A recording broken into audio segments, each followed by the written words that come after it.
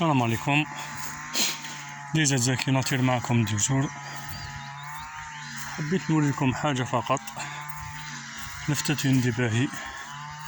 في القرى هنا في أوروبا سبحان الله ما تلقاوش بزاف طرق معبدة، تلقاو دايما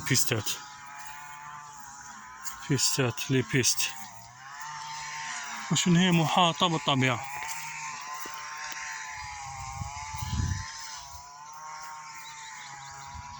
وحاجة واحدة أخرى ثانية لفتت انتباهي سبحان الله، ما عندهمش قنوات الصرف الصحي، حاشاكم لي زيقو ما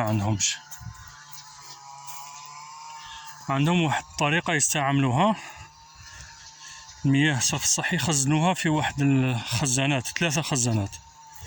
الخزان الأول يتراكم فيه المياه الصرف الصحي حاشاكم من المرحاض ومن الحمام، ثم يصبوا في الخزان الثاني اللي يقوم بعملية الفلترة، وين يقوم بإزالة الشوائب، ويرميها للخزان الثالث اللي راح معه في الأخير يخرجها على أساس مياه بدون رائحة كريهة. بعد ما تتراكم فضلات الخزان الأول يناديو شخص مختص في هذه الأمور يفرغ لهم بمبلغ رمزي. على كل حال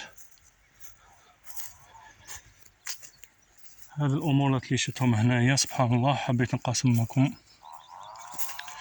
ونبارطاجيها معكم.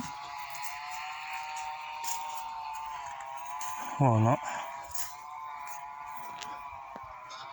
هنا رانا في حومتي،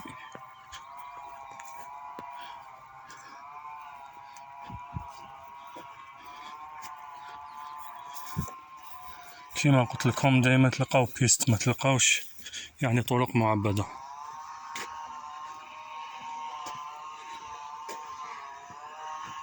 أغلبية المنازل أيضا تلقاوهم بالحطب، بانيينهم بالحطب. هذا هو كل شيء، والسلام عليكم.